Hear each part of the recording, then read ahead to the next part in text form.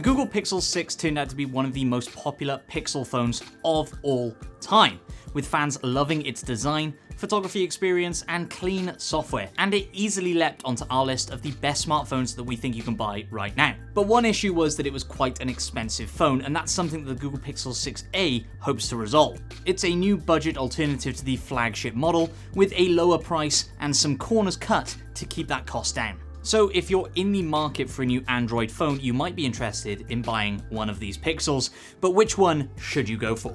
In this video, we'll run through their specs side by side so you can make an informed decision. On paper, the Google Pixel 6a would seem like the cheaper phone of the two, costing $449. However, bear in mind that the older phone has been around for 9 months and has seen some price cuts in that time. In fact, in certain regions, the Pixel 6 has actually gone lower in price than the 6a. So hunt around for the best deal if you're buying a new Pixel phone, as whichever of these is cheaper will no doubt influence your opinion on it quite a bit. There's really not too much to say about the phone's designs. From a distance, it would even be difficult to tell the difference between the two. The Pixel 6 family is united in its appearance, with a horizontal camera visor breaking up the back of the device. The 6a's camera bar protrudes less, but that's really the theme of this phone, it's just a bit smaller than the 6. The Pixel 6a also has a plastic back, unlike the glass of the 6, so it feels a little cheaper in the hand, but will likely withstand more of a beating. Neither phone has a 3.5mm audio jack, and both use USB-C standard for charging and data transfer. A point for the Pixel 6a's favour is that it uses a more advanced version of the Pixel 6's in-screen fingerprint scanner, so it's noticeably quicker and more reliable to unlock. The Google Pixel 6 has a bigger display than its counterpart, with a 6.4-inch panel obviously being larger compared to the Pixel 6a's 6.1-inch one. Beyond your opinion of big versus small screens, the Pixel 6 has the superior display. They both have the same resolution of 1080 by 2400, but the 90Hz refresh rate on the Pixel 6 is a big upgrade over the 60Hz on the 6a. It's also worth noting that the Pixel 6 has some advanced display tech that supports HDR10+, if you care about that sort of thing. Both phone displays are broken up with a punch hole cutout for the front-facing camera at the center top of the panel. The Pixel 6a and Pixel 6 have 2 cameras in common and one that's different. The first similarity is the selfie camera, with both boasting an 8-megapixel f2.0 snapper that worked just fine in our testing.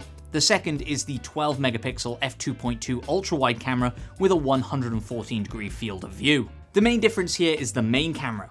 Pixel 6 high-res 50-megapixel f1.9 main camera. The 6a is stuck with the same 12.2-megapixel f1.7 unit that Google has put in its smartphones for a few years now.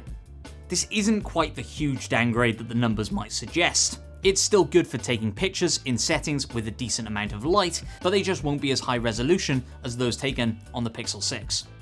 The phones have more in common than they don't, especially when you factor in the software. Google is big on its AI, especially when it comes to scene optimization. And with these same algorithms optimizing pictures on both the Pixel 6 and Pixel 6a, the results won't be worlds apart. The 6a gets a lot of camera features too, most notably the Magic Eraser, which lets you pick out unwanted background elements in photos and have them scrubbed using the AI.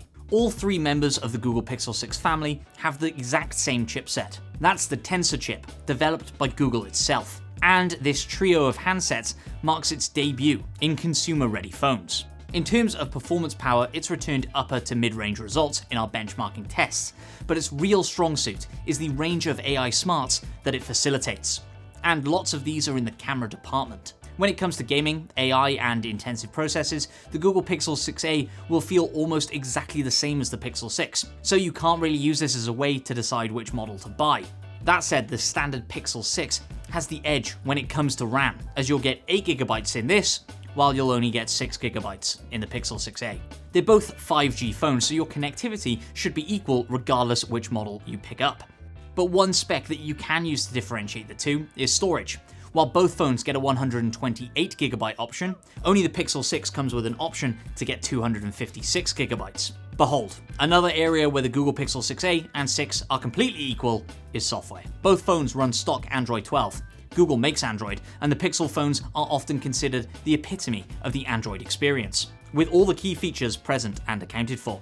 A big one is Material U, which lets you tweak a lot of the design elements of the software depending on your wallpaper. Unfortunately, the two Pixel phones don't have enough in common when it comes to the battery. On paper, it would seem that the Pixel 6's 4614 mAh battery and the Pixel 6a's 4410 mAh one would be quite similar when you bear in mind the display and size differences. But in our experience, we found that the Pixel 6's battery was just fine, while the Pixel 6a's was disappointing, really lasting a whole day of use. The charging speed is another key difference. It's only 18 watts on the Pixel 6a, which means you'll need nearly 2 hours to power the unit fully. That's compared to the 30 watt charging on the Pixel 6, which gets you 80% after just an hour of charging. And this handset also gets 21 watt wireless charging and wireless power sharing too.